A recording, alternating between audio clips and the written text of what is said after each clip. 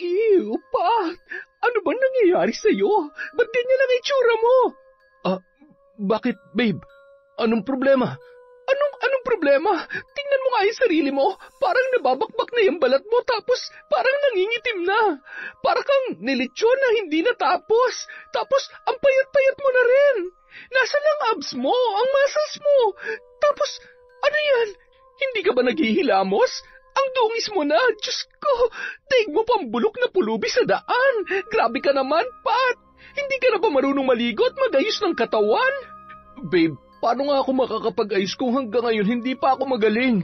Alam mo ba, hanggang ngayon, nilalagnat pa rin ako. Lalo pa ngang lumalala ang kalagayan ko eh.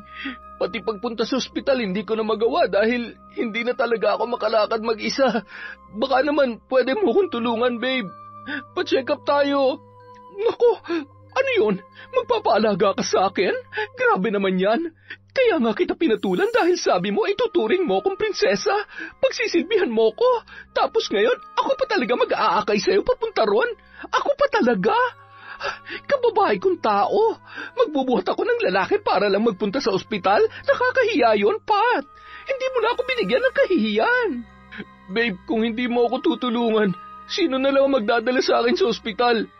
Wala akong makontak sa mga tropa ko. Lahat sila ayaw na lumapit sa akin. At lalong hindi na rin ako makalapit sa mga magulang ko dahil tinaboy ko na sila. Lahat yun ginawa ko para sa'yo. Ikaw, wala ka man lang bang gagawin para sa akin, babe? Huwag mo na nga ako matawag-tawag na babe. Break na tayo, Patrick. Sorry pero aalis na ako. Salamat na lang sa mga pangako mo. Teka, sandali lang, babe. Bumalik ka rito. Babe! Taon 2005, Cebu. Pasado 6:00 na ng gabi nang lumabas si Mara mula sa trabaho. Bagong sahod siya ngayong araw. Sa una, masaya pa siya habang inaamoy ang malulutong na pera. Pero nang simulan niyang kwentahin ang mga gastusin, unti-unting napalitan ng pagkadismaya ang kanyang muka. Diaper, gatas, bayad sa kuryente, tubig at upa, utang sa Bombay, at isama mo pa ang utang sa tindahan ni Aling Beth. Isa-isang dumaan sa isip niya ang mga bayarin. Sa dami ng kailangang bayaran, 50 pesos na lamang ang matitira sa kanya mula sa minimum na sahod niya na provincial rate pa. Ang mas masaklap pa, marami pa siyang kailangang bayaran pero ubos na ang kanyang sweldo. Ang 50 pesos na natira ay kulang pang pamasahe niya para sa susunod na mga araw. Wala siyang pagpipilian. Matapos kwentahin ang mga gastusin, agad niyang itinabi ang pambayad sa Bombay. Alam kasi niyang kinabukasan ay dadaan yun at muli siyang uutang para may pamasahe papasok ng trabaho. Araw-araw, mahigit 1 oras ang biyahe niya papunta sa kanyang pinagtatrabahuhan, kung saan minimum lamang ang kanyang sahod. Araw-araw din, mahigit 100 ang nauubos niya sa pamasahe, sa jeep, sa motor at sa bus. Nadaanan niya ang tindahan ni Aling Beth, binayaran ang utang, tapos agad ding umutang ulit ng mga delata at noodles para sa kanyang sarili. Kumuha rin siya ng kaunting pagkain para sa kanyang anak. Bitbit ang kanyang pinamili, tinahak niya ang madilim at masikip na eskenita papunta sa bulok na apartment na kanyang inuuwian. Pero bago pa siya dumiretso sa bahay, umakyat muna siya sa itaas, sa bahay ng may-ari ng paupahan.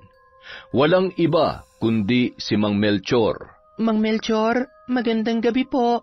Oh, Mara. Abay, mukhang marami kang pinamili ngayon ah. Nako, pantawid gutom lang po ito lahat. Si Baby Jello lang po talagang may maayos na pagkain. Alam niyo naman po, kahit kailan, hindi pwedeng unahin ng sarili. Ay, siya nga pala, kukunin ko na po ulit si Baby Jello. Ay, sige, heto na siya. Kanina ang saya-saya niya eh. Dumalaw kasi rito si Carlo, kaya nagkaroon ng kalaro. Ha? Talaga po? nakabalik na pala siya. Kailan pa? Nung 1 linggo pa. Kaso nasa Palawan naman sila ngayon. Doon sila nagbakasyon ng pamilya niya. Alam mo naman yon, balikbayan. Kaya kung saan-saang pasyalan na naman yon maglilibot. Ay, oo nga po pala. Buti na lang napadaan siya rito. Sige po, baba na po kami ni Baby Jello. Sige, mag-iingat kayo. Tuwing papasok si Mara sa trabaho, kay Mang Melchor niya iniiwan ang anak.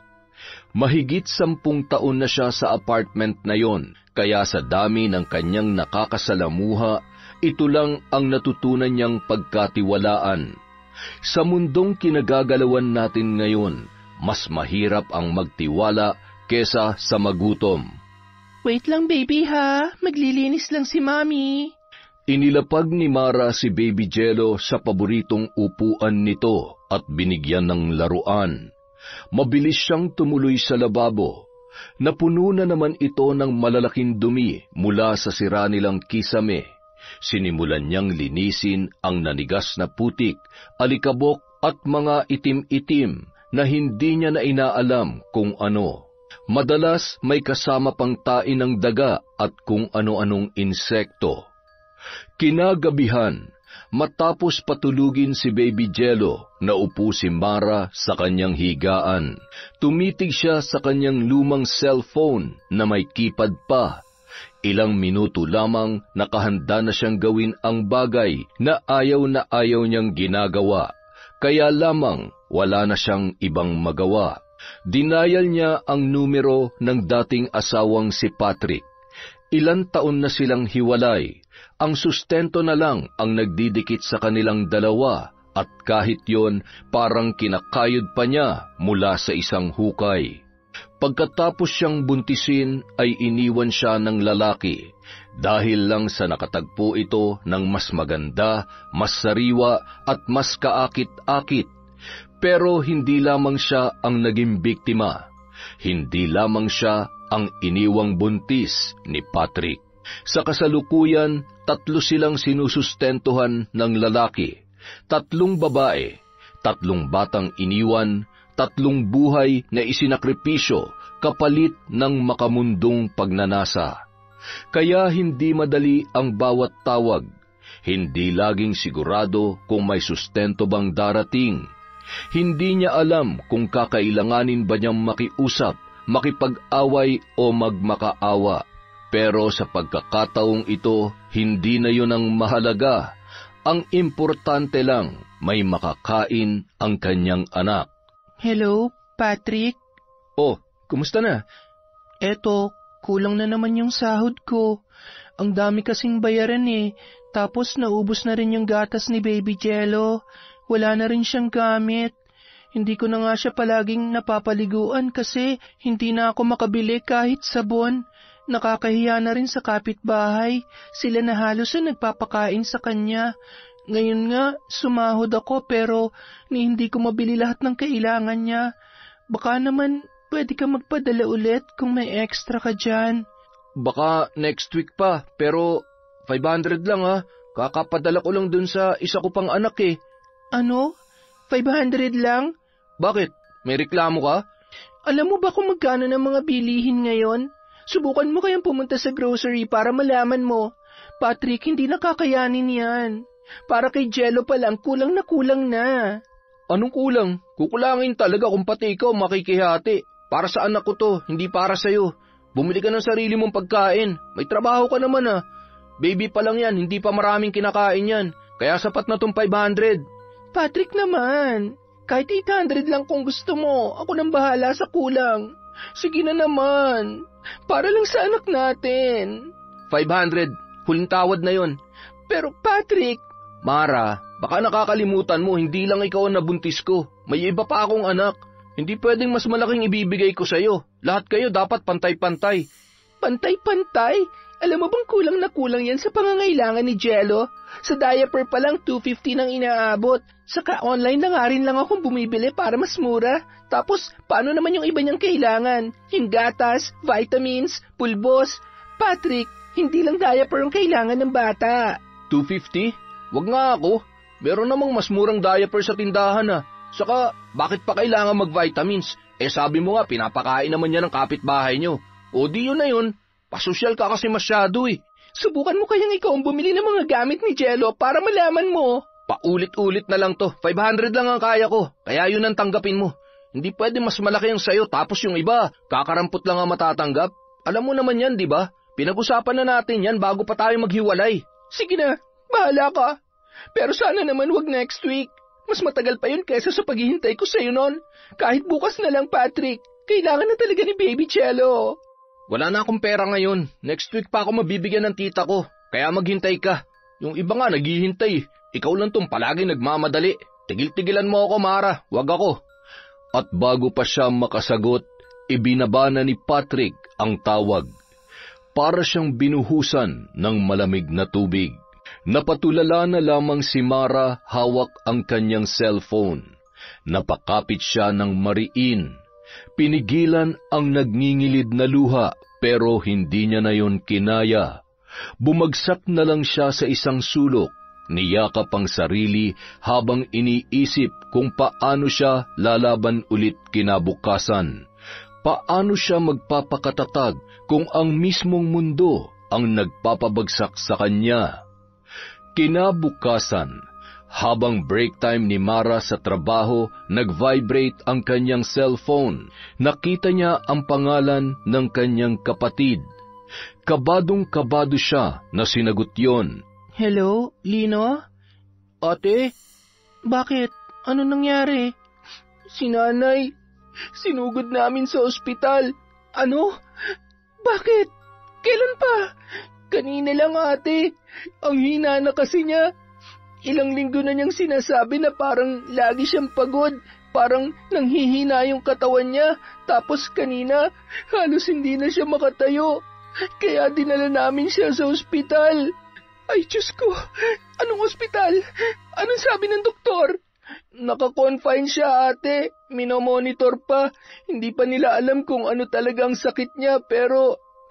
Ate, paano pag may reseta na wala kaming panggastos? Siguro naman, may pera pa kayo dyan kahit papano. Meron pa naman, pero nakahiram lang kami kahapon. Hindi ko alam kung tatagal pa to, ate. Pag may gamot na kailangang bilhin, baka kapusin na kami. Lino, gagawa ako ng paraan. Hahanap ako na mahihiraman. Baka bukas o sa makalawa pa ako makapagpadala. Pero sisiguruhin kong may papadala ako, ha? Wala na rin kasi akong pera ngayon eh. Yung sahod ko, ubos na sa utang, sa bayarin, sa gatas at diaper ni Baby Jello. Pati pamasahe ko, inutang ko na lang. Pero gagawa ako ng paraan, ha? Ate, salamat ha. Pasensya na. Ang bigat na naman ng sitwasyon natin. Huwag mong isipin yon. Si nanay mo nang intindihin natin. Gusto mo ba siya makausap, ate? Kising na ba siya? Hindi pa eh. Kagabi, halos hindi siya makatulog. Buti nga ngayon, mahimbing ang tulog niya eh. Sige, huwag mo na muna siyang gisingin. Basta alagaan niyo siya ha. Tatawagan kita agad kapag nakahiram na ako. Sige ate, maraming salamat ha. Napabuntong hininga si Mara matapos ibaba ang tawag. Parang lalong bumigat ang kanyang pakiramdam. Kulang na nga ang kanyang kita para sa sarili niyang anak. Ngayon may isa pa siyang kailangang alalayan. Pero hindi niya pwedeng pabayaan ang kanyang ina. Kahit anong mangyari, gagawa siya ng paraan.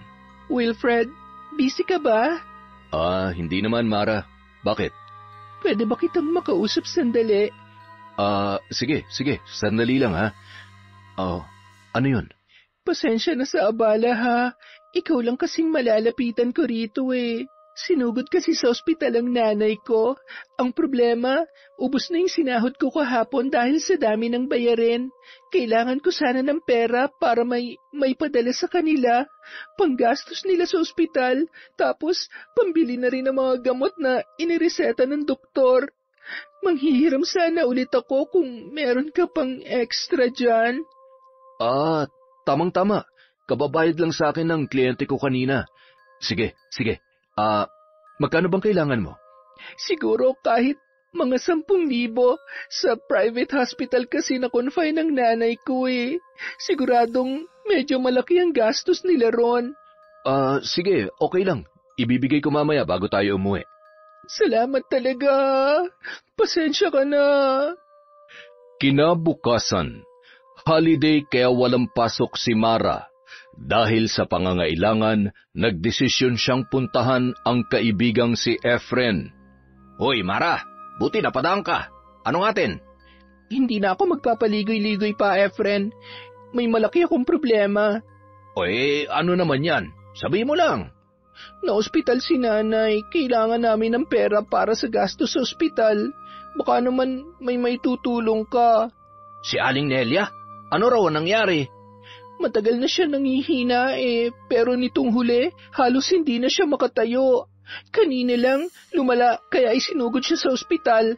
Hanggang ngayon, hindi pa rin alam ng mga doktor kung ano talaga ang sakit niya. Ang dami pang kailangang tests, kaya lalo ako nag-aalala. Alam mo naman pag ospital, walang murang bayarin. Sigurado yan. Sige Mara, may 3,000 ako rito. Pasensya ka na ha, yan lang ang kaya ko ngayon eh. Naku, okay na yan. Sobrang laking tulong nito. Hindi mo alam kung gaano ako nagpapasalamat, Efren. Wala yun. Kung may sobra pa sana ako, dadagdagan ko pa yan eh. Alam mo, Mara, may pinagdadaanan din kami ngayon. Yung pinsan kong si Melvin, may sakit din eh. Pero hindi pangkaraniwang sakit. Ha? Bakit? Anong ibig mong sabihin? Sa tingin namin, binabarang siya. Binabarang? Sigurado ba kayo? Si Melvin kasi, alam mo naman yun, babaero. Iniwan yun na buntis niyang babae sa Sikihor. Tapos pagbalik niya rito, bigla na lang nanghina, hindi na makatayo. May mga sugat sa katawan, tapos tuwing gabi, may lumalabas na mga insekto mula sa sugat niya. Hindi makapagsalita, panay lang ang iyak at daing. Dinala namin kung saan-saan ospital pero walang makapagpaliwanag sa sakit niya eh. Paano kayo nakakasigurong barang nga yun? Bago siya tuloy ang hindi makapagsalita, inamin niya sa amin, yung babaeng nabuntis niya mula sa pamilya ng mga mambabarang. Hindi niya yung sineryoso, kaya ngayon, nagdurusa siya. At ang mas malala pa, hindi niya maalala ang pangalan ng babae. Hindi namin alam kung paano lalapitan ang pamilya nila para humingi ng tawad. Diyos ko, nasaan siya ngayon? Nandun sa taas, sa kwarto. Gusto mo ba makita? Sige nga. Sumunod si Mara kay Efren papaakyat. Pagbukas ng pinto, napatras siya sa kanyang nakita. Halos hindi na mukhang tao ang itsura ni Melvin. Ang balat niya ay tila natutuklap at mula sa mga sugat ay may maliliit na butas na naglalabas ng malapot na nana. Umaalingasaw ang amoy ng nabubulok na laman. Masangsang at nanunuot sa ilong. Sa gilid ng kama, may mga bangaw na nagkukumpulan. Napaatras si Mara, agad na bumaba at pinipigilang masuka. Diyos ko, Efren, grabe naman yon. Anong iniisip niyong gawin ngayon? May ipinatawag kaming albularyo. Bukas pa siya darating. Sana may magawa pa siya. Dahil kung hindi, ewan ko na lang kung anong mangyayari kay Melvin. Hindi ko na siya matitigan ng matagal eh. Parang hindi na siya tao, Mara. Dasal lang, Efren. Wala pang kasamaan ng nanalo sa kabutihan. Ay, sana nga. Ito na pala yung hinihiram mo. Pasensya na ulit, ha? Maraming salamat, ha. Kapag medyo nakabawi ako, ikaw ang una kong babayaran. Huwag mong intindihin yun. Walang anuman. Sana gumaling din si Aling Nelia. Ay, nako. Di bali nang walang pera basta wala lang magkakasakit sa pamilya. Ang hirap, Efren.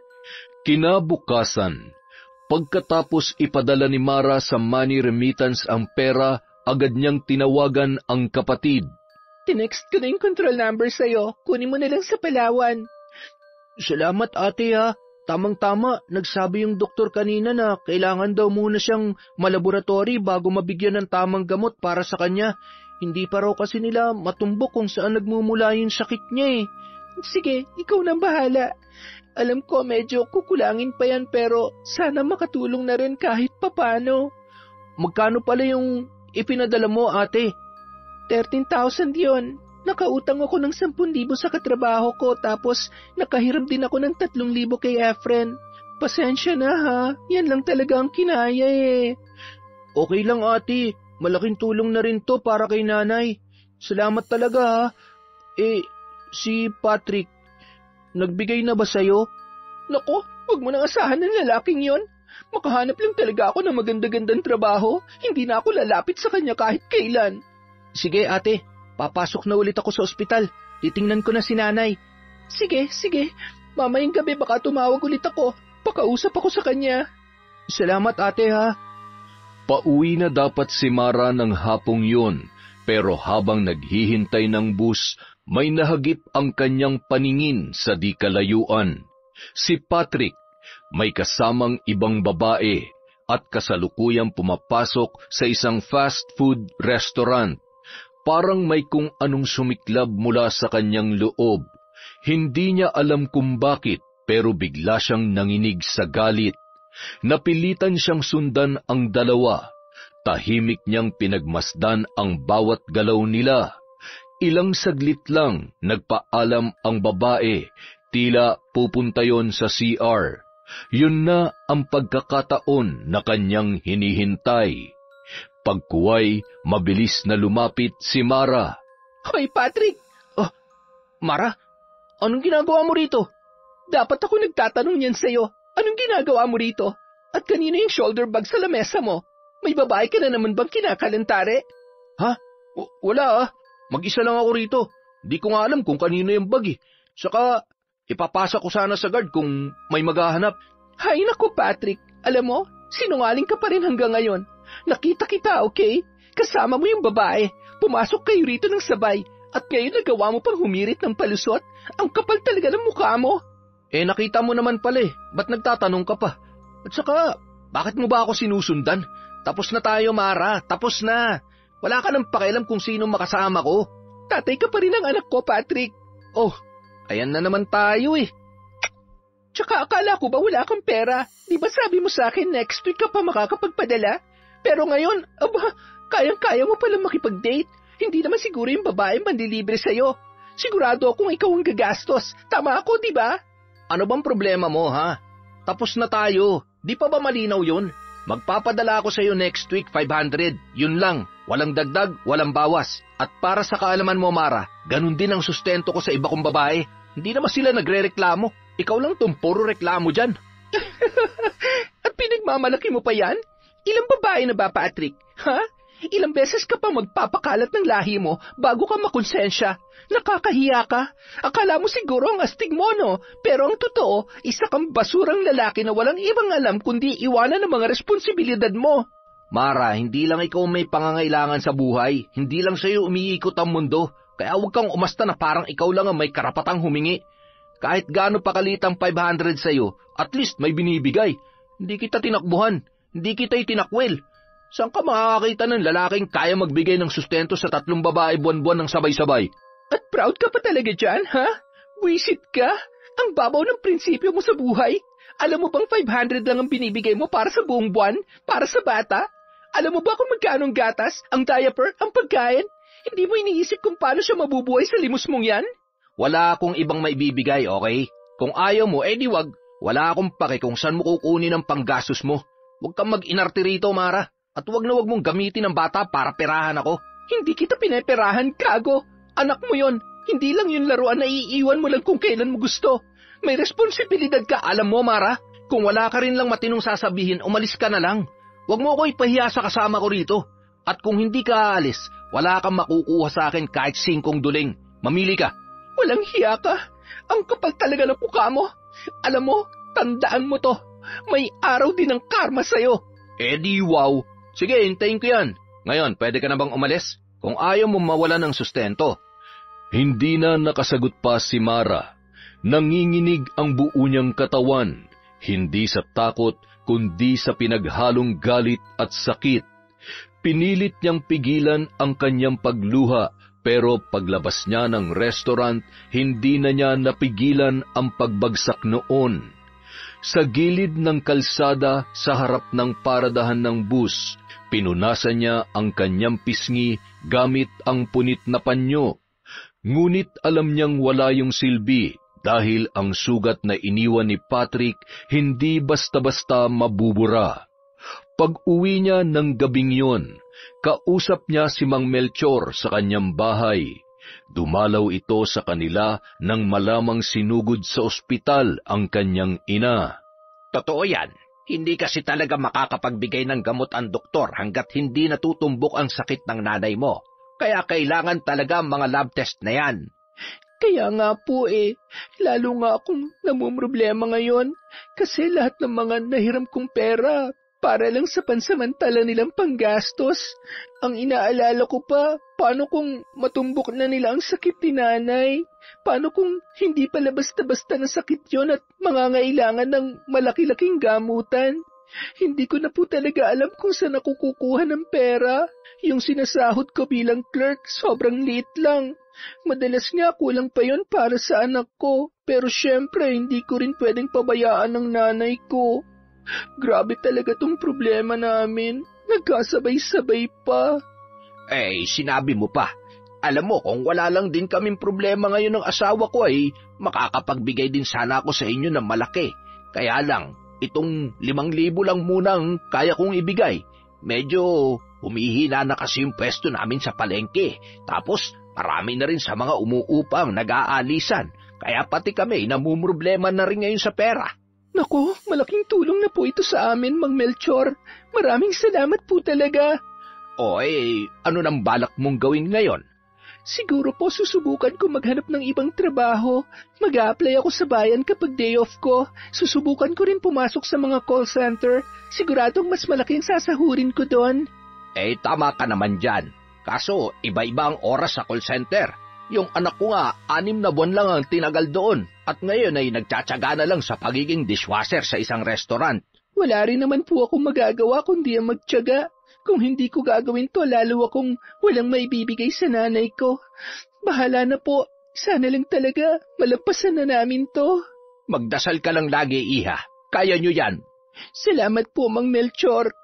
Kinabukasan, magkasama ulit sina Wilfred at Mara sa break time. Kumakain habang nag-uusap. Grabe naman yung ex mo. Ang galing lang sa kama pero sablay sa responsibilidad. Hindi man lang kaya magpakatatay. Ano bang mabibili ng 500 pesos sa panahon ngayon? Akala niya nasa 80s pa tayo. Kung makikita ko lang yon, sapak talaga aabutin sa akin nun. Sinabi mo pa, ang mas masakit, nahuli ko pa silang dalawa ng bago niyang babae kahapon. Kumakain sa restaurant. Maliit na halaga na nga lang ang hinihingi ko, pero mas inuna pa niyang gastusin yung babae kaysa sa anak niya. Hindi ko na alam kung may natitira pa ba siyang konsensya. Alam mo, buti pa ipabarang mo yung hayop na yun, para maturuan ng leksyon. Madalas yung mga nagkakasakit ng malala, biglang bumabait May kakilala akong mambabarang. Kung gusto mo, ilalapit kita. Ano ka ba? Ayokong umabot sa ganyan. Ang gusto ko lang ngayon, makahanap na mas malaking sahod, lalo na't kailangan ng nanay ko. So, ibig sabihin, alis ka na rito? Depende kung may tatanggap agad sa akin, pero hindi rin naman ganun kalayo yung ina-applyan ko, kaya pwede pa rin naman tayo magkita ni na Suzy. Sige. Good luck sa paghahanap mo ng trabaho, ha? Sana makahanap ka agad. At yung utang mo, bayaran mo na lang pag maluwag ka na. Unahin mo muna yung ibang mas malaki ang halaga. Ako makakapaghintay naman ako kahit kailan. Salamat talaga, Wilfred, ha? Ang swerte ng girlfriend mo sa'yo. Sana hindi kayo matulad sa amin ni Patrick.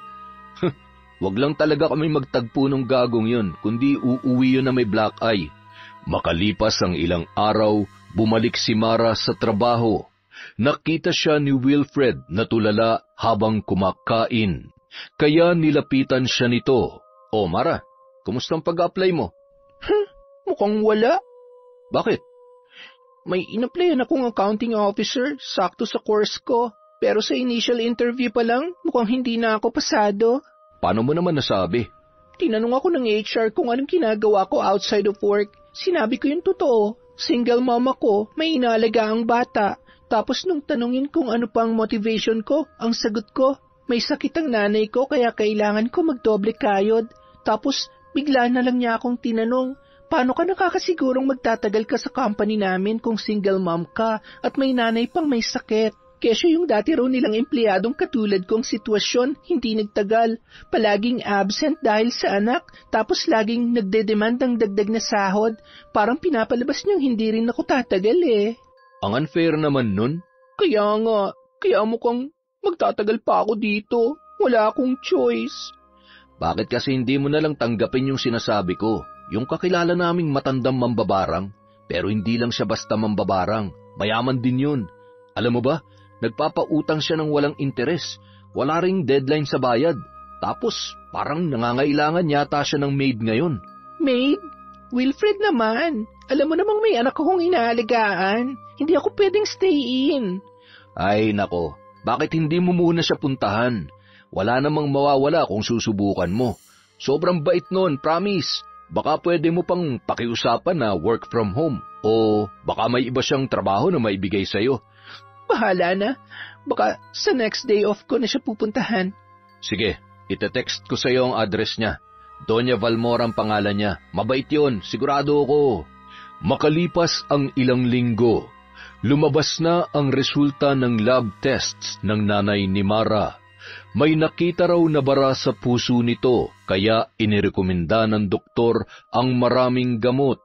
Ngunit kung hindi raw makuha sa gamutan, kinakailangan itong operahan sa puso. Lalo tuloy na problema si Mara. Hindi lang 100,000 ang kakailanganin niya. Milyon ang pinag-uusapan. Saan siya kukuha ng ganoong kalaking halaga? Ilang araw siyang halos hindi makatulog dahil sa kakaisip. Sa huli, napagpasyahan niyang sundin ang mungkahi ni Wilfred, ang lumapit kay Doña Valmora. Wala na siyang ibang mapagkukunan. Ang tanging hiling niya ay maging maayos ang magiging resulta ng pagpunta niya roon. Kinuha niya ang kanyang cellphone at muling tiningnan ang address na binigay ni Wilfred. Dahil wala siyang pasok nung araw na yon, nagpasya siyang puntahan ang matanda. Nang makita niya si Doña Valmora ng personal, bahagya siyang nagulat. Sa mga litratong ipinakita ni Wilfred, mukhang masungit yon. Ngunit ngayon, habang nakaupo siya sa malambot na sofa at kinakausap ng matanda, napagtanto niyang hindi naman pala ito nakakatakot tulad ng kanyang inaakala. Magaan ang boses noon at sa kabila ng kulubot nitong muka, marunong pala itong ngumiti. Unti-unting nawala ang kaba sa dibdib ni Mara. Pasensya ka na't hindi pa kami nakakapaglinis, kaya medyo magulo pa ang paligid. Nako, hindi na po kailangan yon, madam. Maraming salamat po. Ano nga palang maipaglilingkod ko sa iyo, iha? Yun nga po. Nirekomenda po kayo sa akin ng kaibigan ko, si Wilfred. Katrabaho ko rin po siya sa isang maliit na grocery store. Clerk po ako ron, habang siya naman ay nasa production. Si Wilfred. Kilala ko nga ang binatang yon. Isang nanay niya sa mga natulungan ko noon. Nabanggit nga rin niya po yun sa akin. Kaya po ako nandito. Nagbabaka sakali rin po ako. Walang problema, iha. Sabihin mo lamang kung paano kita matutulungan. Yung nanay ko po kasi may sakit po sa puso. Kasalukuyan po siyang ginagamot pero kulang po talaga ang pera namin. Sa dami po ng nireresetang gamot at mga kailangang bayaran, mukhang mapapagastos kami ng malaki.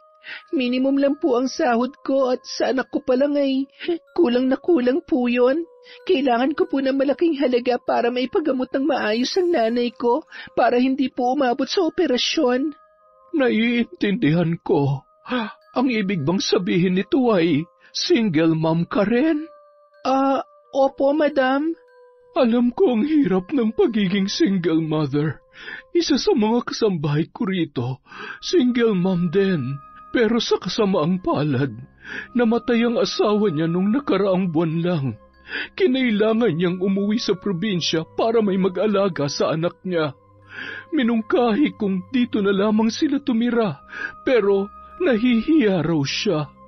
Hindi ko na siya pinilit pa. Pagkaalis niya ay ibinigay ko pa rin ang lahat ng benepisyo niya para makasigurong maayos ang buhay nila roon. Napakaswerte niya naman po pala sa inyo. Nako, ako ang mas maswerte sa kanila. Bihira ako makatagpo ng mga tapat at mababait na kasambahay. Kahit pa mag-iwan ako ng 1,000,000 sa mesa at mawala ng ilang buwan, pagbalik ko nandoon pa rin yon. Walang labis, walang kulang. Kaya naman sinusuklian ko rin na maayos na sweldo at benepisyo ang kanilang katapatan. Napakabait niyo naman po pala. Napakalayo sa mga naririnig ko dati tungkol sa inyo. Alam ko rin naman yan. Marami na sigurong nagsabi sa'yo na isa akong mambabarang. Parang ganun na nga po. Pasensya na po kayo, madam. Alam mo, Iha, hindi ako basta-basta nambabarang. Ginagawa ko lang yun sa mga taong may matinding kasalanan sa akin at sa pamilya ko. Hindi ko pinaparusahan ng sino mang ang kasalanan ay kaya pang patawarin. Pero higit sa lahat, ginagamit ko ang kakayahan kong iyon para protektahan ang mga kasambahay ko laban sa mga kamag-anak nilang handang manira ng buhay nang dahil lamang sa inggit. Naiintindihan ko po, madam.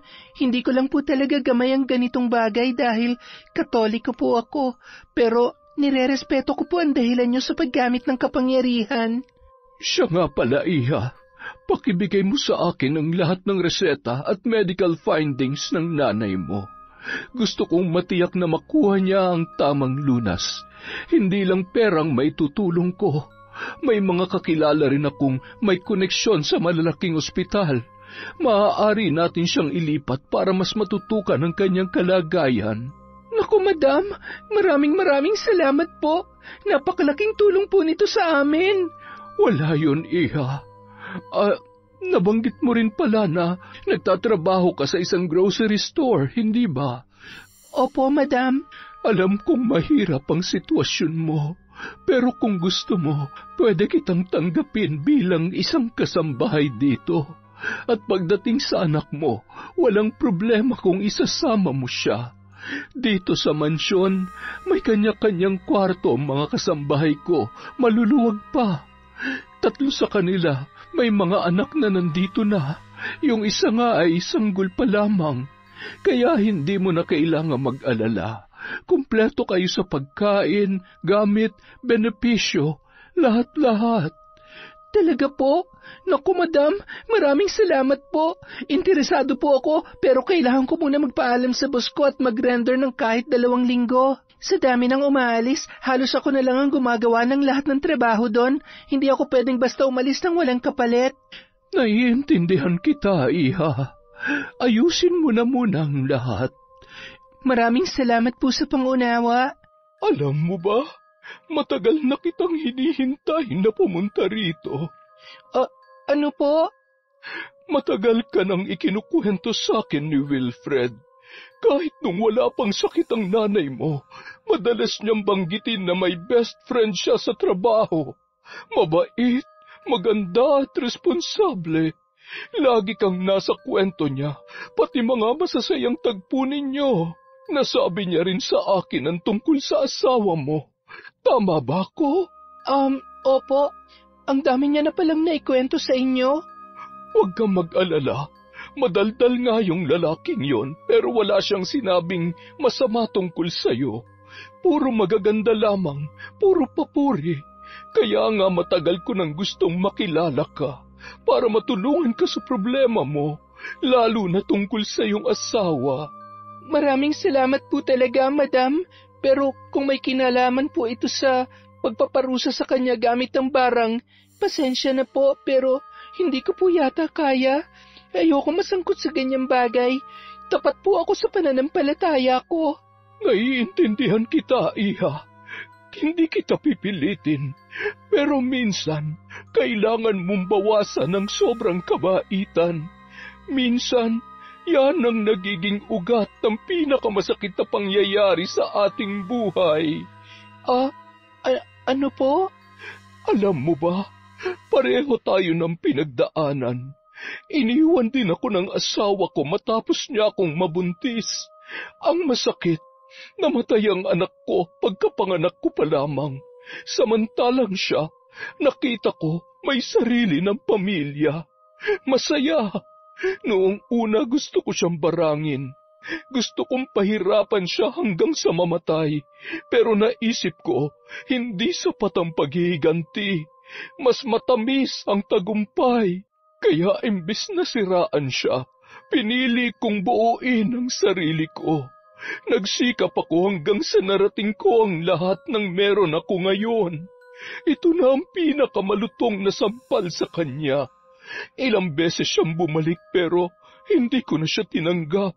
Ngunit kahit ganoon, hindi ko pa rin siya makalimutan. Sa kabila ng lahat ng galit ko, may mga gabing bumabalik sa isip ko yung masasayang ala-ala namin. Dahil siya ang una at huling lalaking minahal ko. Ikaw ba?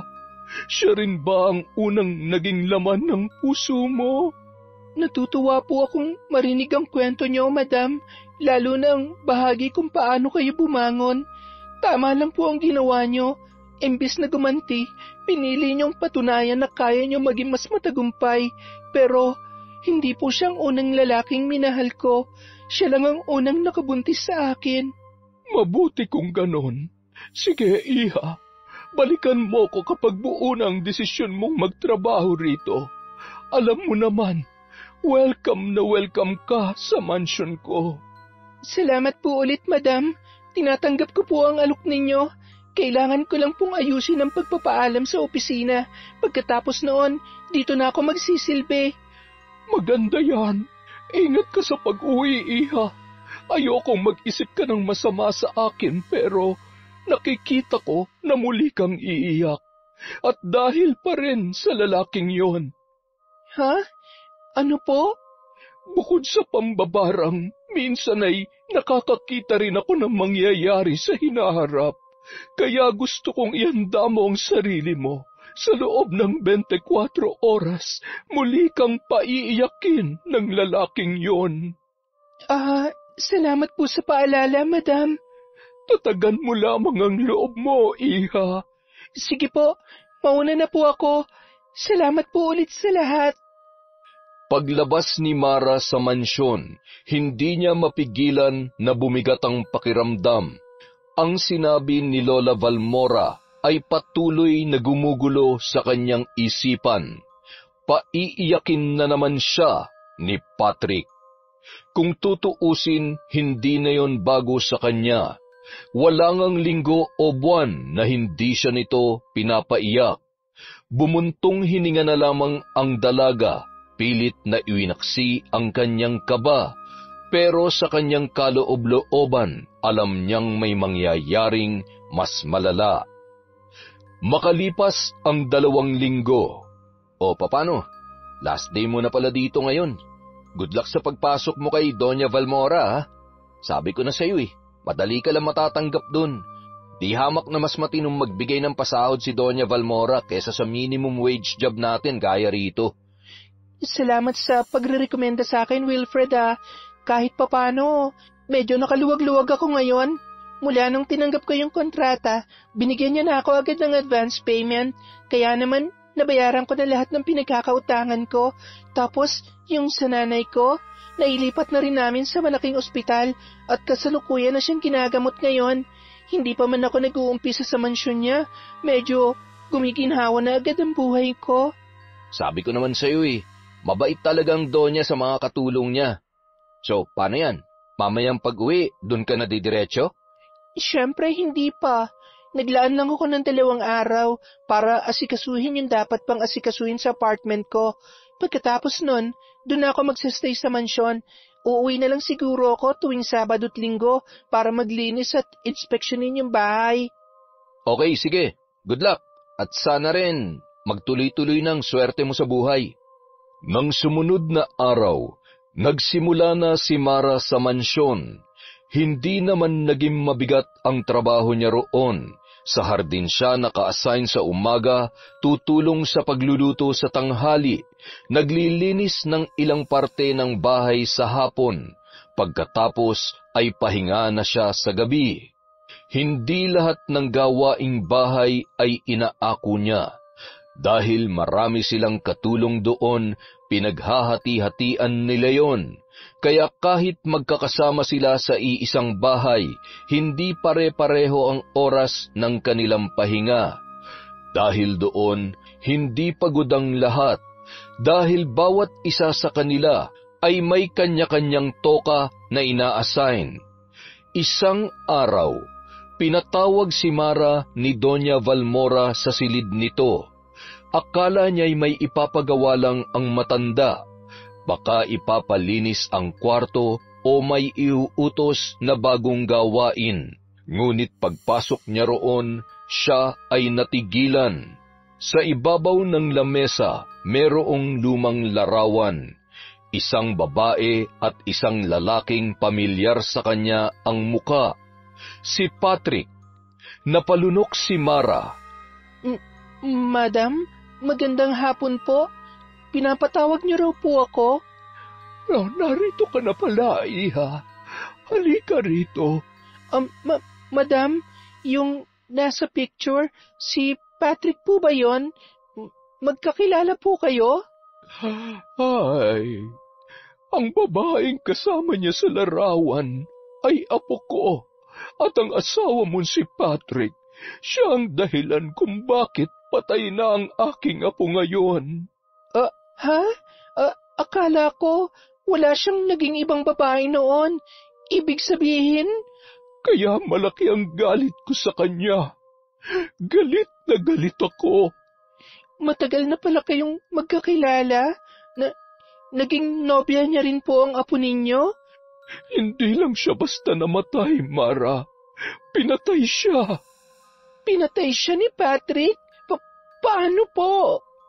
Nagpakamatay ang apo ko dahil sa kanya. Dahil sa pananakit at panloloko niya. Huli na nang malaman kong inaabuso pala niya ang aking apo. Hindi lamang sa panloloko. Madalas niya itong pagbuhatan ng kamay, ipahiya, gawing katawa-tawa. Pero kahit ganoon, mahal na mahal pa rin siya ng aking apo. Sobrang mahal. At yun ang nag-udyok sa kanya para kitilin ang sarili niyang buhay. Akala ko po si Patrick ang pumatay sa kanya. Dahil kay Patrick, kaya namatay ang aking apo. Siya ang dahilan ng pagkamatay ng apo ko. Kaya parang siya na rin ang pumatay doon. Pasensya na po, madam. Hindi ko po inaasahang... Hindi ako humihingi ng awa. Gusto ko lang malaman mo ang totoo. Kaya pala ang sama ng tingin niyo sa kanya noon pa lang. Ang mga katulad ni Patrick, hindi dapat hinahayaan. Gusto ko siyang paghigantihan, isumpa, pero may isang bagay na pumipigil sa akin. Bakit po? Dahil alam niyang gagantihan ko siya at pinaghandaan niya ako. Mayroon siyang proteksyon. Isang anting-anting na nagbabantay sa kanya. Anting-anting? Kaya pala hindi niya hinuhubad yung kwintas na yon. Kahit noon pa, kahit naliligo siya, hindi niya talaga yun inaalis. Matagal ko nang gustong pagbayarin ang Patrick na yon. Pero hanggat suot niya ang proteksyong yon, hindi siya tatablan ng kahit na anong sumpa. Hindi lang pala akong sinaktan niya. Pati po pala kayo. Pati ang apo ninyo. Ikaw, Iha, kaya mo bang tiisin ang lahat ng ginawa niya sa'yo? Papayag ka na lang bang patuloy siyang mabuhay ng masaya habang tayo ay nagturusa? Hindi mo ba naiisip? Sa tingin mo, hindi ka rin nagkakasala kung hinahayaan mong gumawa ng masama ang isang tao kung may pagkakataon ka namang pigilan yon. Ano pong ibig niyong sabihin? Alam kong tapat ka sa iyong relihiyon, kaya huwag kang mag-alala. Hindi kita hahayaang gumawa ng masama sa sarili mong mga kamay. Lumipas ang isang iglap ng katahimikan at malamig na simoy ng hangin. Bago bumigkas muli ang matanda, At nang marinig ni Mara ang sinabi nito, unti-unting nanlaki ang kanyang mga mata, para siyang natuyuan ng dugo. Nang sumunod na araw, may kumatok sa pinto ni Patrick. Napakunot noo yun, wala naman siyang inaasahang bisita. Pagbukas niya, ay gulat siyang napatigil. Mara, anong ginagawa mo rito? Wala. Nangungumusta lang. Anong nangungumusta? Imposible. Ano na naman to? Mangungulit ka na naman kung kailan ako magpapadala, no? Sinabi ko na sa iyong linggo, bukas pa darating ang pera ko. Hindi ka ba makapaghintay? Grabe ka naman. Nangungumusta lang talaga ako. Saka huwag ka mag-alala. Hindi na ako hihingi ng sustento sa'yo. Pwede mo nang itigil ang pagpapadala. Hindi ako magagalit. We, ikaw pa. Sa lahat ng naging babae ko, ikaw ang pinakareklamador. Kaya nga hindi na kita pinagtsatsagaan eh. Seryoso ako, Patrick. Hindi na ako galit. At wala na rin akong balak makihati sa mga sinusustentuhan mo. Teka, anong trip mo ngayon? Gusto ko lang makapag-usap tayo ng maayos. Yung totoong closure. Pagkatapos nito, hindi na kita guguluhin. Huling beses na to. Sana mapagbigyan mo ako. Uy, sure ka ha? Baka pagpasok mo rito, bigla mo akong saktan. Sigurado kang hindi ka mananakit? Gawain mo yun eh. Hindi ko yun gagawin, Patrick. Pangako. Oo, sige. Halika, tuloy ka. Pagkapasok ni Mara, diretso siyang naupo sa sofa. Tahimik na sumunod si Patrick, pero halatang hindi mapakali. Ano ba talagang gusto mong pag-usapan? Gusto ko lang malaman, minahal mo ba ako kahit minsan? Ha? Saan naman ang galing yan? Nung tayo pa, nung wala pa tayong problema. Sa tingin mo, mabubuntis ba kita kung hindi? Salamat, Patrick ha. Salamat kahit papano. Minahal mo rin pala ako. Teka lang, ang weird mo ngayon ah. Ano ba nakain mo? O nakainom ka ba? Masama bang mangumusta sa taong minahal mo noon? Pero kasi hindi ka ganyan, Mara eh. Hindi ka naman basta sumusuko. Ano ba talagang pinaplano mo? Gusto ko lang na maayos na closure. Ngayon lang, Patrick. Huling-huli na talaga. Nako, Mara ha. Alam mong madali akong matukso. Alam mo na. Alam kong hindi mo na ako mahal, pero pagbigyan mo na ako. Isang beses lang. Sinabi nang wag mo akong tuksuhin eh. Alam mo namang kahinaan ko yan. Sige na, please. Kung gusto mo, pangungutang na lang ako ng 500 para lang maibigay ko yung sustento mo. Wag mo lang ituloy ito, Mara.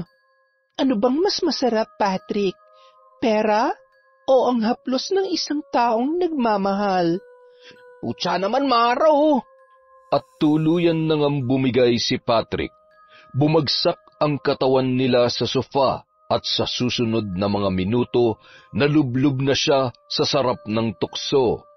Ngunit si Mara, hindi sa lalaki nakatuon ang atensyon.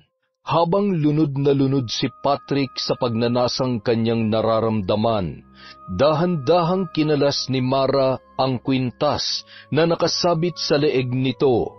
Mahigpit ang kapit noon sa kadena pero hindi nagmadali ang dalaga. Dapat walang kahit anong maramdaman si Patrick. Hinayaan niyang tuluyan siyang paglaruan ng lalaki, ngunit sa bawat paggalaw, pinupuntirya niya ang kawit ng kwintas. Kailangang makuha niya yon. At sa isang iglap lamang, sa isang mabilis na kalabit, isang swabing hatak, nahugot yon ni Mara. Mabilis niyang itinago sa bulsa ang kwintas bago ipinagpatuloy ang kanyang ginagawa. Tila walang nangyari habang umiinit ang eksena. Makalipas ang mahigit kalahating oras. Oh, tapos ka na? Lagpas ng ilang minuto yun ha. Siguro naman, solve ka na ngayon. Hindi mo na ako guguluhin? Oo, Patrick. Hindi na ako manggugulo. pasensya na ulit sa konting abala ha, pero sana nag-enjoy ka rin kahit papano. Ano ka ba? Kahit naman may iba na ako, aaminin ko na masarap ka pa rin naman. O sige, malapit nang dumating yung jowa ko eh. Baka makita pa tayo rito. Basta bukas, ipapadala ko pa rin yung 500 para naman hindi mo ko konsensyahin. Salamat kung ganon. Sige Patrick, aalis na ako. Ingat ka na lang. Okay, salamat din. Ingat sila sa'yo. Pagka-uwi ni Mara sa mansyon, agad niyang pinuntahan si Lola Valmora sa kwarto nito. Naabutan niya yung nakaharap sa salamin at nagsusuklay. Tila may pupuntahan. Oh, Mara, paalis pa lamang ako. Buti at nakauwi ka na. Madam, dala ko na po ang pinapakuha ninyo. Heto na po yung kwintas na sinasabi nyo. Ha? Tama, magaling. Salamat, Mara, at pinagbigyan mo ako sa aking pabor. Huwag ka mag-alala, hindi ka madadamay rito. Magtiwala ka lamang sa akin. Napatango na lamang si Mara kahit ang totoo, medyo labag ng kaunti sa loob niya ang kanyang ginawa. Pero dahil ayaw niyang madismaya ang kanyang amo, ginawa niya na lang din yun. Saka medyo napaisip din siya sa mga sinabi ng matanda sa kanya, lalo na sa ginawa ni Patrick sa apo nito. Naisip niya ring dapat pagbayaran ng lalaki ang kasalanan noon. Isang gabi, naghahanda si Patrick para sa date nila ng kanyang jowa. Kakapaligo pa lamang noon at ngayoy nakatapis ng tuwalya habang nakatayo sa harap ng lababo. Sinimulan niyang magsipilyo at pilit na inaayos ang sarili bago umalis. Sa kalagitnaan ng kanyang pagsisipilyo, biglang may naramdaman siyang kakaiba. Isang matigas na bagay ang bumagsak sa lababo, kasabay ng mahina ngunit matinis na tunog ng pagtama nito sa porselana. Napakunot ang kanyang noo, dahan-dahan niyang dinampot ang nalaglag at nanlaki ang kanyang mga mata. Isang ngipin na may kaunting dugo. Napaatras si Patrick at biglang nakaramdam ng kaba. Mabilis niyang ibinuka ang kanyang bibig sa harap ng salamin at doon niya nakita ang kakilakilabot na katotohanan. Isang puwang ang naiwan sa pagitan ng kanyang mga ngipin. Nalaglag yon mula sa kanyang bibig. Napakapit siya sa lababo, hinahabol ang kanyang hininga. Nanginginig niyang kinapa ang iba niya pang mga ngipin. Desperadong sinisigurong hindi na yon mauulit. Pero nang matamaan ng daliri niya ang isa pang ngipin ay bigla yung kumalas mula sa kanyang gilagid. Hindi lang isa, kundi 3. Sunod-sunod na nahulog sa lababo ang kanyang mga ngipin, parang mga butong nabubulok at nalalagas sa isang bangkay. Sumilip siya sa salamin at halos hindi na niya makilala ang kanyang sarili. Sira-sira na ang kanyang ngipin. May mga bungi sa harap at tuwing ibinubuka niya ang kanyang bibig para yung bangkay na naglalantad ng kabulukan. Nasukol siya ng matinding takot. Nanginginig niyang kinuha ang kanyang cellphone at agad na nagsabi sa kanyang girlfriend na hindi siya matutuloy sa gabing yon dahil bigla siyang nagkasakit. Hindi niya kayang sabihin ang totoo. Hindi niya kayang makita siya ng sinuman sa ganoong sitwasyon. Noong gabing yon, hindi nakatulog ang lalaki. Nanginginig siyang nakatulala sa salamin. Pinagmamasdan ng sarili niyang nagiging isang bagay na hindi niya maipaliwanag. Isang araw, dumalaw ang babae sa bahay ni Patrick. Halatang may tampuyon sa muka habang nakatayo sa may pintuan. Ay nako, nagtatampo na ako sa iyo, ha? Bakit bigla ka nalang umatras? Akala ko ba mahal mo ako? Mahal naman talaga kita eh. Kaya lang, bigla akong nagkasakit. Kahit kapayin mo pa. Oo nga, no? Parang ang taas ng lagnat mo. Sabi ko sa'yo, baby, may sakit talaga ako. Hindi ako nagdadahilan. Pero sabi mo kasi kagabi nagbibihis ka na. Kaya natural lang na umasa ako. Hindi mo ba agad naramdaman yan nung nagbibihis ka pa lang? Hindi nga eh. Habang nagsisipilyo ako, may nangyari. Tapos, ilang minuto lang, bigla na akong nilagnat. Kaya hindi ko kinayang lumabas. Bakit? Ano ba nangyari kagabi? Eto. Hala, ano yan? Ba't ganyan ang ngipin mo? Paano nangyari yan? Ewan ko nga, bigla na lang silang nalaglag habang nagsisipilyo ako kagabi. Sa tingin mo ba, makakalabas pa ako ng bahay kung ganitong itsura ko? Tapos bigla pa akong nilagnat, kaya magpapahinga muna ako ha. Cancel muna natin lahat ng lakad natin. Hindi ko talaga kaya. Sobrang sama ng pakiramdam ko. Hindi ko alam kung bakit. Bakit hindi ka magpatingin sa doktor? Siguro bukas. So, sa makalawa, kapag kaya ko nang bumangon, gusto mo, samahan mo ko? Nako, ano naman ang gagawin ko? Akayin ka papunta ron? Nako, makakasira sa imahe ko yan bilang magandang dilag. Dapat nga akong inaakay at inilalakad mo. Hay, sige, magpagaling ka na lang muna dyan. Tawagan mo na lang ako kapag okay ka na, ha? Ay, sige, babe. Salamat na lang, ha? Nang mga sumunod na araw, hindi pa rin bumuti ang lagay ni Patrick. Mataas pa rin ang kanyang lagnat at ngayon may panibagong pagbabago sa kanyang katawan. Naninilaw na ang kanyang balat. Halos ayaw niya nang bumangon. Ramdam na ramdam niya ang panghihina sa kanyang bawat paggalaw. Pero napilitan siyang tumayo nang tawagin siya ng kalikasan. Pilit na kinaladkad ang sarili patungo sa banyo. Mabigat ang kanyang bawat hakbang. Pagkatapos niyang gumamit ng kubeta, lumapit siya sa lababo para maghugas ng kamay. Doon niya naramdaman ang isang bagay na nagpatayo na naman ng kanyang balahibo. May gumagapang sa loob ng kanyang bibig. Napakapit siya sa lababo at biglang kinabahan. Dahan-dahan niyang binuka ang kanyang bunganga at doon niya nakita ang isang maliit na bagay na gumagapang papalabas mula sa butas ng kanyang gilagid. Isang mangitim-ngitim na uod. Namilog ang kanyang mga mata.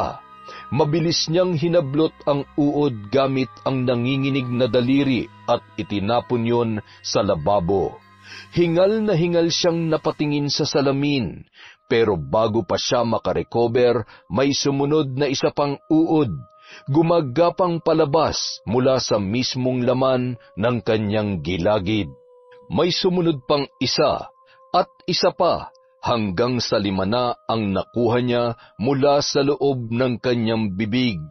Nangangatog siyang napaatras, pilit pinipigil ang suka na nagpupumilit lumabas mula sa kanyang lalamunan. Pakiramdam niya parang may kung anong bagay na nabubulok sa loob ng kanyang katawan, unti-unting kinakain ng mga nilalang na hindi niya maipaliwanag. Ayaw niya nang lumingon sa salamin. Ayaw niya nang makita ang sarili niya sa ganoong anyo. Dahan-dahan siyang nagbalik sa kwarto at muling humiga. Pilit na pinapakiramdaman ang kanyang sarili. Wala na siyang nararamdamang gumagapang ulit sa loob ng kanyang bibig, pero hindi yun nagpapakalma sa kanya. Alam niyang hindi na ito normal. Napaisip siya kung ano ba talaga ang nangyayari sa kanya. Nang sumunod na pagdalaw ng kanyang girlfriend, nagulat ito sa kanyang kalagayan. Nandidiri na rin yon sa kanya. Ew! Pat, ano ba nangyayari sa'yo? Ba't ganyan ang itsura mo? Bakit, babe? Ano ba ang problema? Anong problema? Tingnan mo nga yung sarili mo. Parang nagbabakbak na yung balat mo tapos parang nangingitim. Para kang nilitsyon na hindi natapos. Tapos ang payat-payat mo na rin. Nasaan ang abs mo? Ang muscles mo? Tapos ano yan? Hindi ka na ba naghihilamos? Sobrang dungis mo na. Ay, Diyos ko. Daig mo pang bulok na pulubi sa daan. Grabe ka naman, Pat. Hindi ka na ba marunong maligo at mag-ayos ng katawan? Babe, paano nga ako makakapag-ayos kung hanggang ngayon hindi pa ako magaling? Alam mo bang hanggang ngayon nilalagnat pa rin ako. Lalo pang ang lumalala ang kalagayan ko eh. Pati pagpunta sa ospital hindi ko na magawa dahil hindi na talaga ako makalakad mag-isa. Baka naman pwede mo akong tulungan, babe. Pa-check up tayo. Nako, ano yon? Magpapaalaga ka ba sa akin? Grabe naman yan. Kaya nga kita pinatulan dahil sabi mo, ituturing mo akong prinsesa. Pagsisilbihan mo ako. Tapos ngayon, ako pa talaga mag-aakay sa'yo papunta ron? Ako pa talaga? Hay, kababae kong tao, magbubuhat ako ng lalaki para lang magpunta sa ospital? Nakakahiya yun, Pat. Hindi mo na ako binigyan ng kahihiyan. Babe, kung hindi mo ako tutulungan, sino na lang ang magdadala sa akin doon? Wala na akong makontak sa mga tropa ko. Lahat sila ayaw na lumapit sa akin. At lalong hindi na rin ako makakalapit sa mga magulang ko dahil tinaboy ko na sila. Naglayas ako sa amin para lang sa'yo, para makasama kita. Tapos pati asawa ko, iniwan ko rin para lamang sa'yo kahit may anak kami. Lahat yun ginawa ko para sa'yo. Eh ikaw, wala ka man lang bang gagawin para sa akin? Hala, kung makapag-demand naman to. Hoy, tatanungin mo ba talaga ako ng ganyan? Hindi ka ba kinikilabutan sa sinasabi mo? Ako, babae, magsasakripisyo para sa isang lalaki? Walang ganoon. Dapat nga kayong mga lalaki ang laging nagbibigay at nagsisilbi sa amin eh. Kung hindi mo rin pala ako mapagsisilbihan, ano pang silbi mo sa akin? Anong ibig mong sabihin? Babe, iiwan mo na ako. Huwag mo na nga ako matawag-tawag na babe. Break na tayo, Patrick. Ayoko magkaroon ng jowang alagain. Masisira pang skin ko pag hinawakan ko yung balat mo. Sorry pero alis na ako. Salamat na lang sa mga pangako mo. Babe, teka lang. Bakit ka sumusuko agad? Akala ko ba tayo na habang buhay? Nangako ka rin sa akin. Nangako ka. Huwag kang umalis. Babe, bumalik ka rito. Ngunit mula noon, hindi na nagpakita pa sa kanya ang babae. Kahit isa sa mga tropa niya, sa mga kakilala, pati sa mga kapitbahay, wala man lamang dumalaw kay Patrick. Patuloy nang nangingitim at tila naaagnas ang kanyang balat. Ang mga gilagid naman niya ay pinamamahayan na ng mga uod. Habang ang mga sugat nilalabasan na ng mga insekto, nagsimula na rin siyang mangamoy, parang isang bulok na hayop na sumasalot sa paligid. Hindi nagtagal, kumalat na rin sa iba pa niyang kakilala ang nangyari sa kanya. Ang bilis pumutok ng balita. Umabot sa puntong pati ang ibang babaeng sinusustentuhan niya ng 500 ay kumalas na rin sa kanya. Sila na mismo ang lumayo kay Patrick. Mas pipiliin pa raw nila ngayon na magutom ang kanilang mga anak kesa mahawahan ng salot na sakit ni Patrick. Awang-awa ang lalaki sa kanyang sarili. Mayroon pa kaya siyang malalapitan para maresolba ang kanyang problema? Isang gabi, tapos na si Mara sa lahat ng gawain sa mansyon. Ngayon, nakaupo siya sa gilid ng kama habang pinapatulog si Baby Jello sa crib nito. Mas madali na ngayong patulugin ang bata. Malamig ang kwarto dahil sa aircon. Maluwag ang espasyo at hindi ito nauubusan ng pagkain. Bihira na rin yung umiyak. Tahimik ang paligid. Ang tanging maririnig ay mahinang tunog ng orasan hanggang sa tumunog ang cellphone ni Mara. Si Patrick, nag-aalangan siyang sagutin yon. Matagal na silang walang komunikasyon pero sa huli ay pinindot pa rin niya para sagutin. Hello? Mara, Patrick, bakit ka napatawag? Mara, pwede ka bang dumaan sa bahay kahit saglit lang? Ano? Bakit? Ano nangyayari sa'yo? Please, Mara, kahit sandali lang. Alam kong may closure na tayo pero sana pagbigyan mo ako kahit ngayon lang.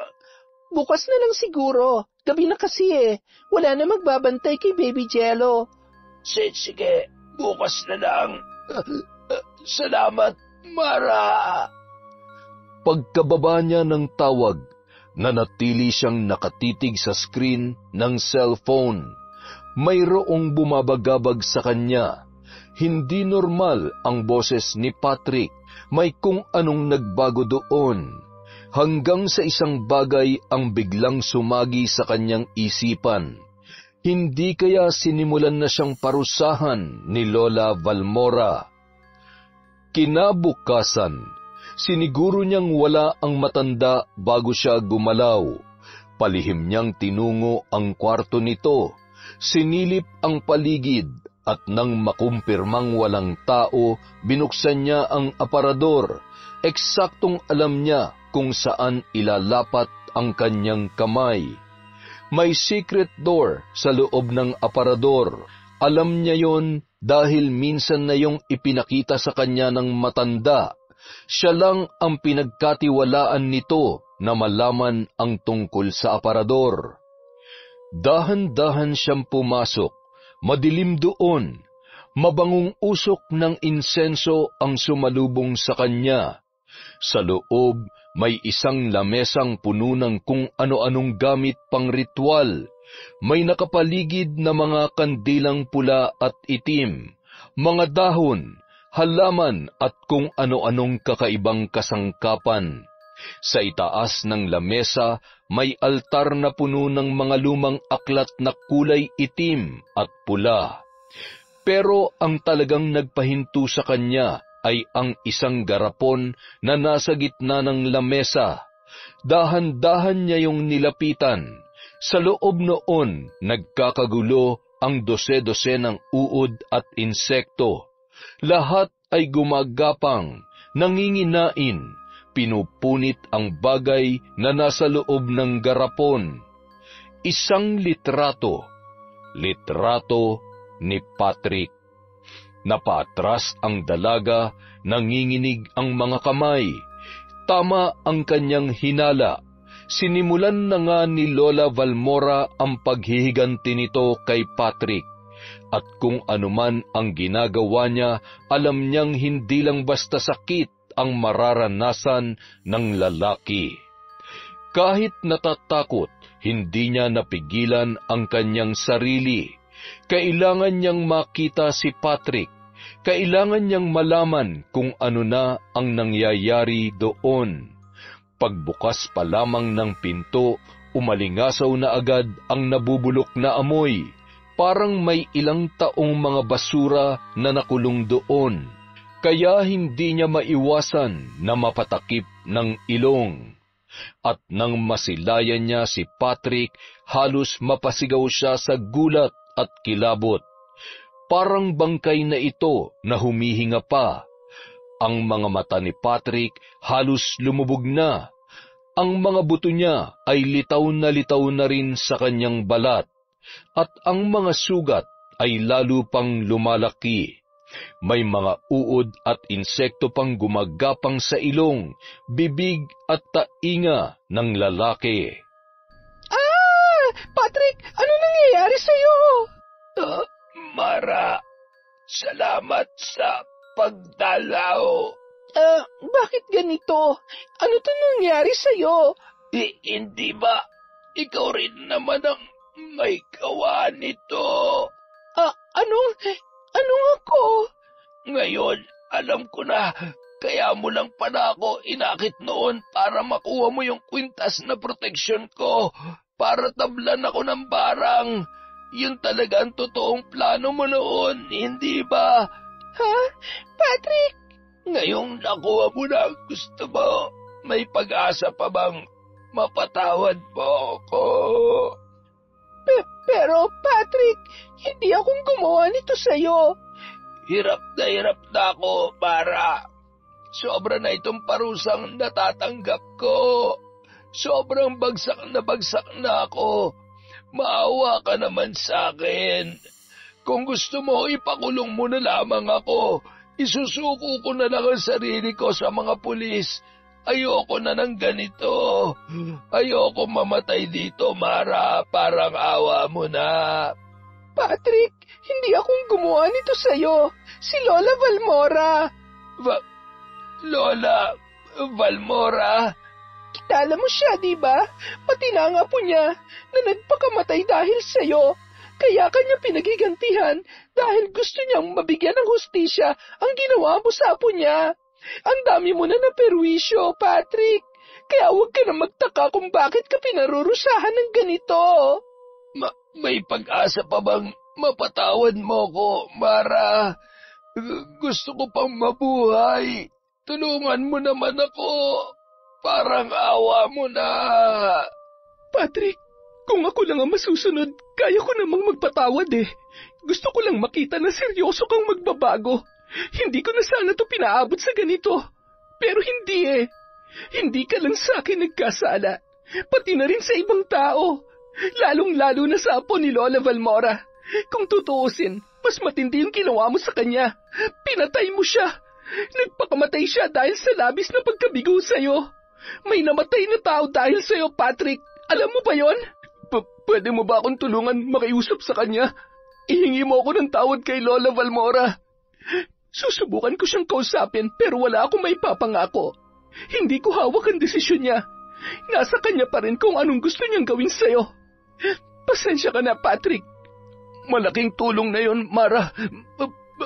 Maraming salamat. Isang araw, nagkaroon ng pagkakataon si Mara na makausap ng sarilinan si Lola Valmora. Magkasama sila sa hardin habang napapalibutan ng mababango at mayayabong na mga halaman at bulaklak. Ano ang pag-uusapan natin, Iha? Tungkol po kay Patrick. Patrick, anong meron sa kanya, Mara? Bakit nabanggit mo ang lalaking yon? Nakausap ko po kasi si Patrick. Malala na palang kalagayan niya. Parang hindi na siya tao. Dapat lamang yun sa kanya. Hindi dapat kinaawaan ng isang katulad niya. Pero, Madam, gusto raw po niya kayong makausap. Tutal, nagdurusa na rin naman po siya ngayon. Baka pwede nating pagbigyan. Wala naman sigurong masama kung makikipagkita kayo sa kanya para magkausap din kayo ng personal. Ano naman ang pag-uusapan namin? Siguradong wala rin niyang ibang sasabihin kundi ang paghingi ng tawad. Pasensya na pero hindi ko kayang ibigay yon. Buhay ng apo ko ang nawala, kaya buhay rin ang kapalit.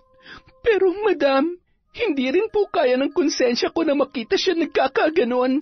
Kahit na hindi akong gumawa ng pambabarang sa kanya, isa pa rin ako sa mga tumulong sa inyo para magawa yon. May partisipasyon pa rin po ako at bilang isang Katoliko, hindi ko kaya mabuhay kung alam kong naging kasangkapan din ako para manakit ng isang tao gamit ang itim na kapangyarihan. Hindi po yun kaya ng konsensya ko, Madam. Dahil sa ginawa ko, parang wala na rin akong pinagkaiba sa kanya. Nagkakasala na rin ako. Sabi nga nila, ang labis na paghihiganti ay isa pa ring kasalanan. Kaya sana maintindihan niyo ako, Madam. Parusahan niyo na lang si Patrick sa ibang paraan. Huwag na po yung ganito. Lalo pong hindi kakayanin ng konsensya ko kapag tuluyan siyang binawian ng buhay sa sakit niya. Hindi ko po yun kaya, Madam. Mahaba-haba ang pag-uusap na naganap, pero sa huli, pinagbigyan siya ni Lola Valmora. Kaya naman ng sumunod na araw, dinalaw nila si Patrick sa bahay nito. Isinama niya doon ang matanda. Pagkapasok ni Mara sa loob ng silid, agad siyang lumabas muli upang bigyan ng pagkakataon sina Patrick at Lola Balmora para mag-usap. Sa loob ng silid na yun, nanginginig si Patrick habang nakahiga sa kama. Halos hindi na niya maigalaw ang kanyang katawan. Tila may kung anong pumipigil sa lalaki. Pawis na pawis kahit malamig ang buong paligid. Sa sulok ng kwarto, nakatayo si Lola Balmora, titig na titig sa nakahigang binata. Ano ang pakiramdam, Patrick? Anong pakiramdam na unti-unti ka nang kinakain ng sumpa? Dito mismo sa sarili mong kama. Ilang babae na bang dinala mo rito, ha? Ilan na ang pinaiyak mo, kabilang ang aking apo? Lola, alam ko pong malaki ang kasalanan ko. Alam ko pong kahit ilang beses akong humingi ng tawad, hindi na may babalik ang apo ninyo. Pero maawa na po kayo sa akin. Hindi ko na po kayang tiisin to. Bigyan niyo po ako ng isang pagkakataon. Babaguhin ko na ang buhay ko. Hindi na po ako manloloko. Hindi ko na lalaruin ang damdamin ng kahit na sinong babae. Aayusin ko na po ang sarili ko, Lola. At bakit ko naman gagawin yon? Sa tingin mo, may pakialam ako sa ibang babae? Dahil alam ko pong may pakialam kayo, Lola. Hindi lamang po sa apo ninyo, kundi sa lahat ng mahal nyo sa buhay. Alam kong may puso pa rin po kayo. At saka, malaking kasalanan din po sa Diyos ang ginagawa ninyo. Diyos? Wala akong Diyos, Patrick. Mabait lamang ako pero wala akong sinasambang poon. Hindi ko kinakailangan lumuhod sa kahit anong altar para marating ang kinalalagyan ko ngayon. Isa akong mambabarang. Ako ang gumagawa ng sarili kong kapalaran. Hindi ako natatakot sa impyerno dahil ang mga tulad mong mapanlinlang at walang hiya ang dapat matupok sa apoy. Lola, kahit hindi po kayo takot sa impyerno, paano po ang mga taong nasa paligid ninyo? Kakayanin niyo bang madamay sila sa ginagawa ninyo? Tulad na lang ni Mara. Hindi niyo naman ako mapaparusahan ng ganito kung hindi niya kayo tinulungang manakaw yung kwintas ko. Alam kong hindi niya ito ginusto pero sa bandang huli, nadungisan na rin ang mga kamay niya dahil sa paghihiganti niyo sa akin. Kaya ito po ang tanong ko, kaya ba ng konsensya niyo na madamay siya? Kakayanin niyo bang siya rin ay mahulog sa impyerno dahil sa inyo? Huwag mo nga akong pinagsasalitaan ng ganyan. Wala kang karapatan na pangaralan ako. Lola, napakabait po ni Mara.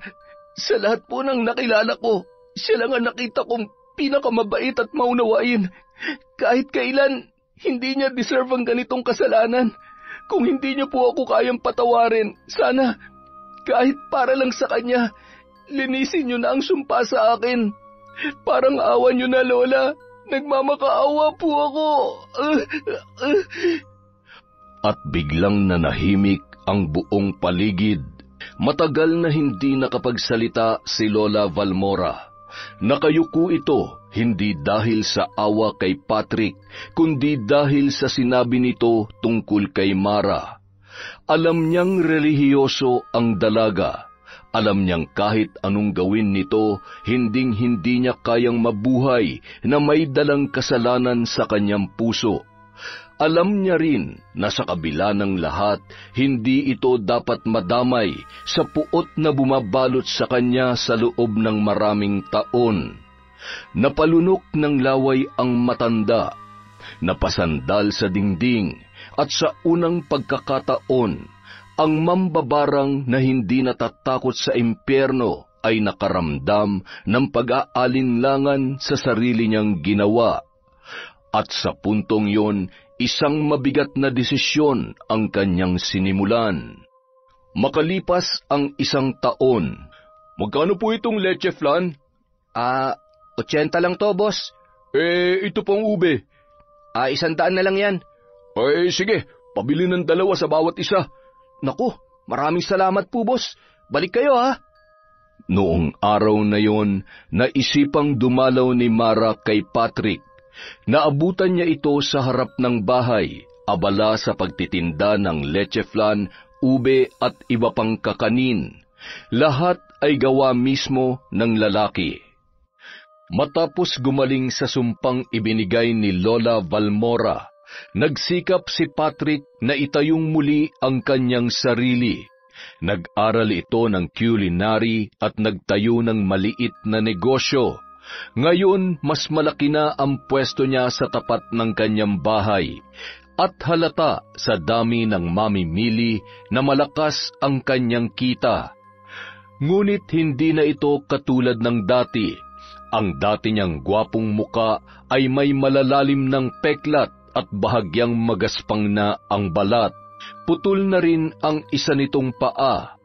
Dahil dito, wala nang ibang babae ang nagkakagusto sa kanya. Tinanggal ni Lola Valmora ang barang na sumira sa kanyang katawan, ngunit nag-iwan yon ng isang permanenteng kapansanan. Gayunpaman, hindi yon naging hadlang para kay Patrick. Kita sa kilos niya na determinado siyang baguhin ang kanyang buhay. Patrick! Oh, Mara, buti na padalaw ka. Halika, ito na pala yung order mo. Hiniwalay ko na kasi alam kong darating ka ngayon. Salamat ha, ang laki na pala ng pwesto mo. Oo nga sa totoo lang, inaayos ko na rin yung mga permit at dokumento. Sa susunod na buwan, lilipat na ako sa mall. Sa SM Cebu, magkakaroon na ako ng sariling pwesto doon. Wow, ang galing naman. Sigurado mas madami ang customer doon. Dahil to sa'yo. Salamat, Mara. Kung hindi mo kinumbinsi si Lola Valmora, malamang hindi niya binawi yung sumpa. Baka wala na rin ako ngayon. Hindi naman siya nagsisisi sa desisyon niya, lalo na ngayong nakita niya ang pagbabago mo. Masaya rin siya para sa'yo, Patrick. Nga pala, Mara.